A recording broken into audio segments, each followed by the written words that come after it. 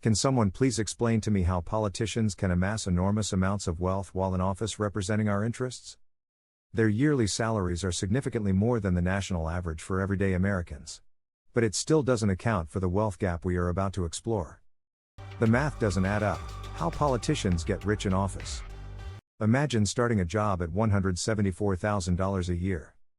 Not bad money. Actually, nearly 3 times what the average American earns. But imagine, after a decade or two in that job, you're worth hundreds of millions of dollars. Your investments keep beating the market.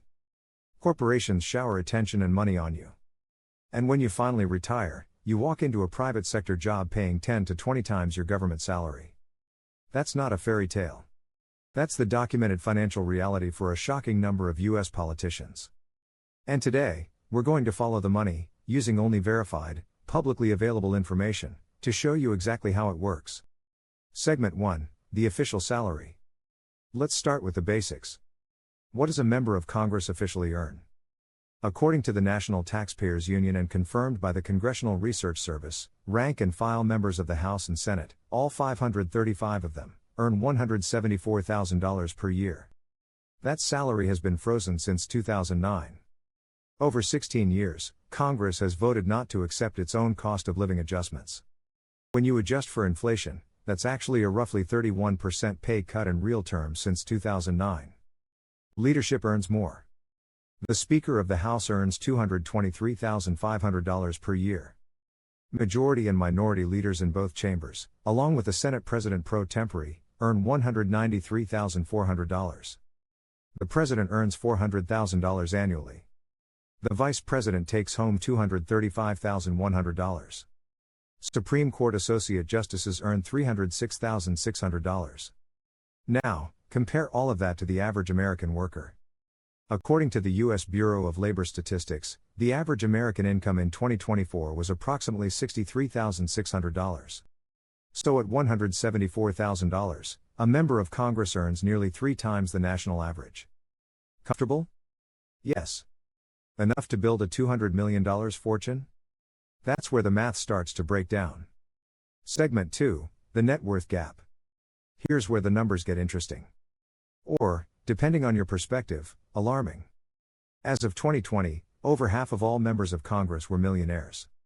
According to Ballotpedia's analysis of Open Secrets financial disclosure data, as of 2018, 229 of 535 members, that's 43%, had an average net worth of at least $1 million. By comparison, only 5 to 12% of ordinary U.S. citizens hit that same threshold. Let's look at the top of the list. According to multiple financial disclosure analyses compiled through 2024, Senator Rick Scott of Florida tops most rankings, with a net worth estimated somewhere between $271 million and $808 million based on his 2023 financial disclosure report.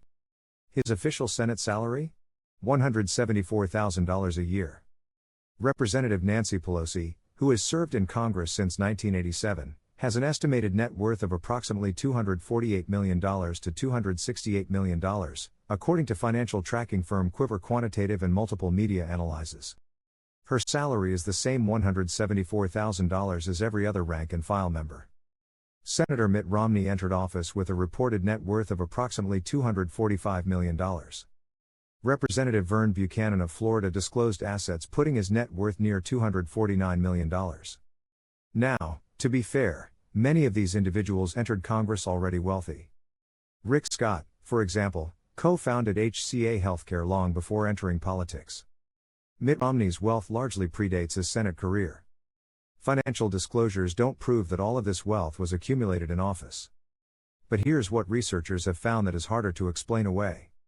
A comprehensive academic study cited by Snow Kopp found that during the period from 2004 to 2014, the average wealth of members of Congress grew in real terms at a rate nearly 7 times that of the 95th percentile of U.S. wealth holders. Let that sink in. Congress members weren't just keeping up with the super wealthy. They were outpacing them by a factor of 7. A 2018 study cited by the same analysis found that the combined wealth of all members during the 115th Congress grew by 20%, during a period when the S&P 500 and the Dow Jones each grew by less than 10%. The median net worth of U.S. senators, as documented by Quartz using Center for Responsive Politics data, was approximately $3.2 million. For House members, $900,000. The median net worth of an American household, according to Federal Reserve data, is roughly $97,300 to $192,000 depending on the year measured.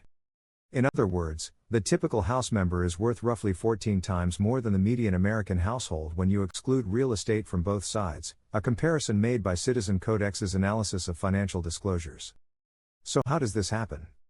Segment 3, the insider trading problem.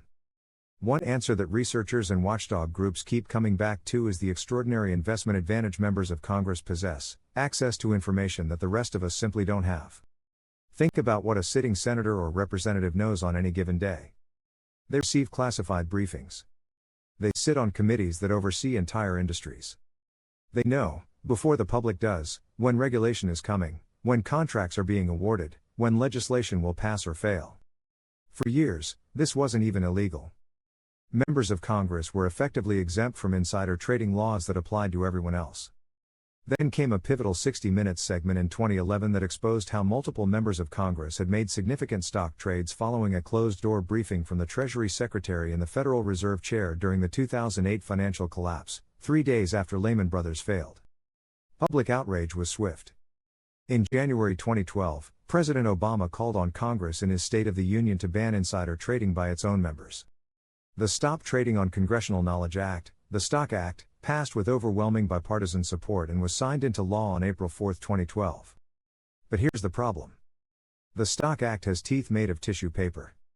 According to the Campaign Legal Center, the penalty for violating the STOCK Act is $200. That's not a typo.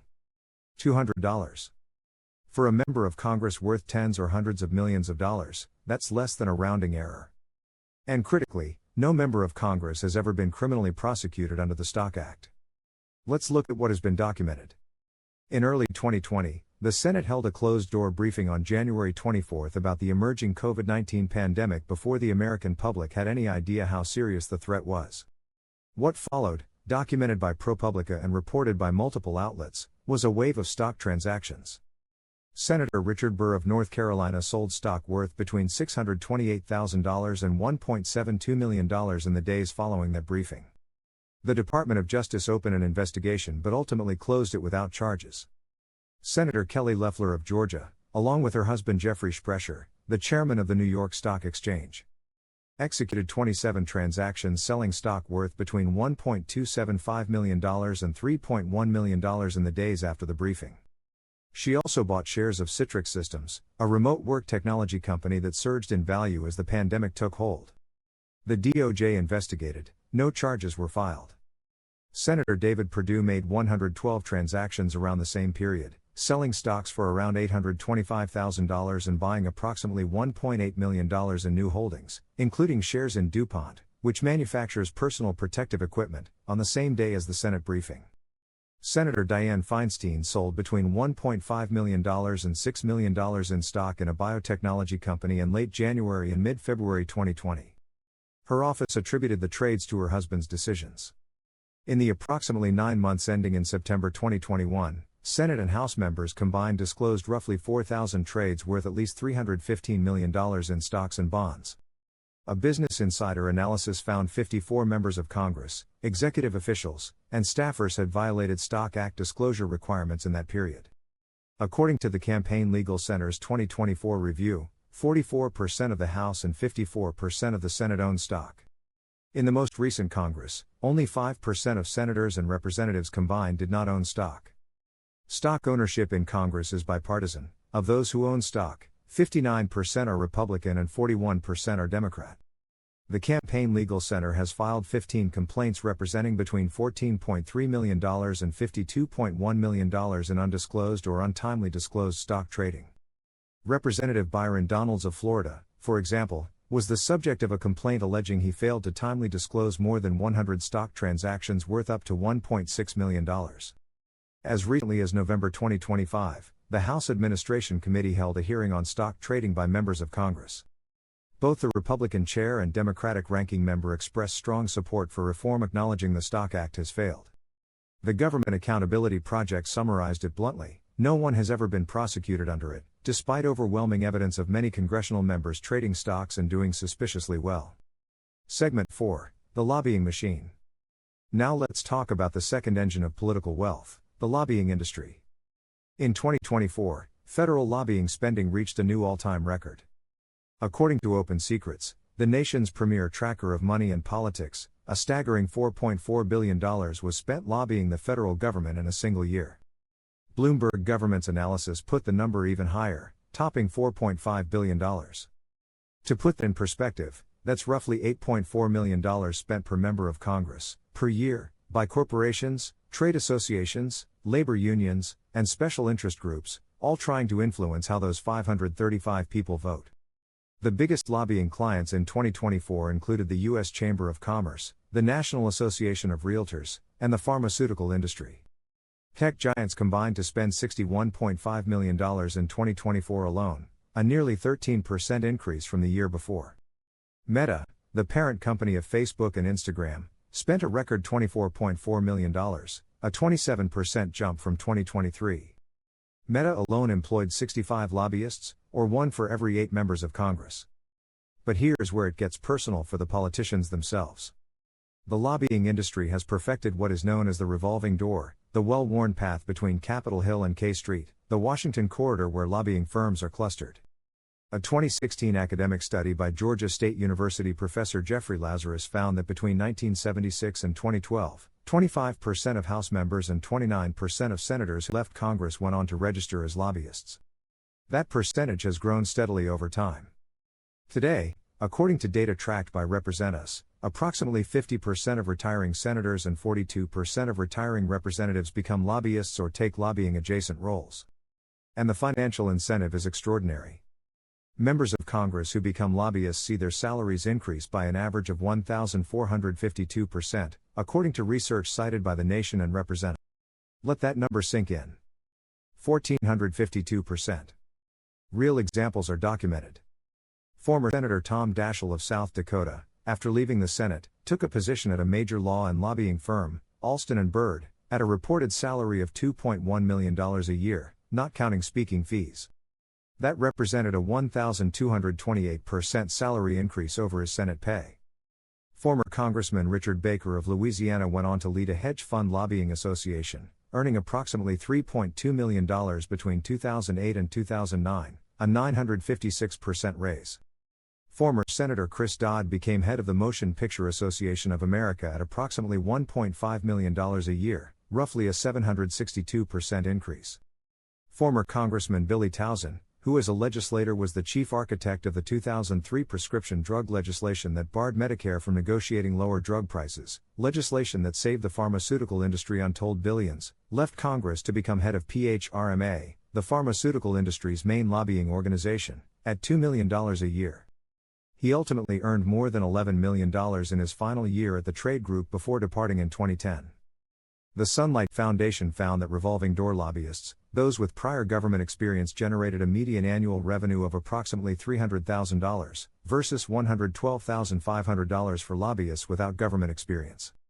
Around 2/3 of revolving door lobbyists generate more income influencing legislation than members of Congress earn writing it. Former lobbyist Jack Abramoff, who himself was convicted of corruption charges, described the dynamic in stark terms. He has said publicly that he would tell members of Congress that when they left office, his firm would like to hire them. And he has stated, the moment he said that, he owned them. Every request his office made would be fulfilled. Current ethics laws provide only minimal protection. House members are barred from making lobbying contacts with their former colleagues for just 1 year after leaving office. Senators face a 2-year ban. But there are loopholes. Former lawmakers can immediately lobby the executive branch, agencies like the EPA, the FDA, the Interior Department, without restriction. And many take strategic advisor or consultant roles that effectively amount to lobbying without registering as such. Segment 5: The System and What Could Change. None of what we've described today is entirely illegal. That's the most uncomfortable truth in this story. The system has been constructed, piece by piece, loophole by loophole, to allow behavior that in any other profession would be considered corruption. The Stock Act was supposed to address insider trading but left enforcement to the same institution it was meant to regulate, and set a maximum fine of $200. No criminal prosecution has ever followed. Lobbying itself is constitutionally protected. The First Amendment guarantees the right to petition the government. That's not the problem. The problem is the financial architecture that has grown up around it, where the promise of $1 million salary waiting on the other side of a vote creates an unspoken, undocumented alignment of interest. Proposed reforms have included the Bipartisan Ethics Act, End Trading and Holdings in Congressional Stocks Act, which would ban members of Congress, the President, and Vice President from buying or selling individual stocks while in office. Violations would result in penalties equal to a monthly salary or 10% of the asset value, whichever is greater. The Restore Trust in Congress Act, supported by the Campaign Legal Center, has also been proposed to address conflicts of interest in stock trading. Multiple members of Congress from both parties, including Senator Jeff Merkley, Senator Josh Hawley, Senator Jon Ossoff, and others, have supported various forms of stock trading bans. A majority of Americans support a ban on congressional stock trading, according to polling cited by the StockX Wikipedia entry, and that support is bipartisan. The median American household has a net worth of under $200,000. The median U.S. senator has a net worth of over $3 million, on a $174,000 salary. The lobbying industry spent $4.5 billion in a single year to influence 535 people. Members who leave office and enter lobbying see their pay jump by 1,452% on average. This is not a partisan issue. The data on stock trading violations, lobbying connections, and wealth accumulation crosses party lines. The question isn't whether the system is broken. The documented numbers make that clear. The question is whether the people inside the system have any incentive to fix it. So, explain to me how we allow them to vote in the interests of lobbyists instead of representing the constituents they are sworn to represent? Protecting the interests of big business over what is best for you and me. Acting on insider information to protect wealth in some cases and increase it in others. Using their elected positions to beat the stock market reactions to situations they alone have control over or are privy to. If you have enjoyed this video, please like and subscribe. And together we will explore more.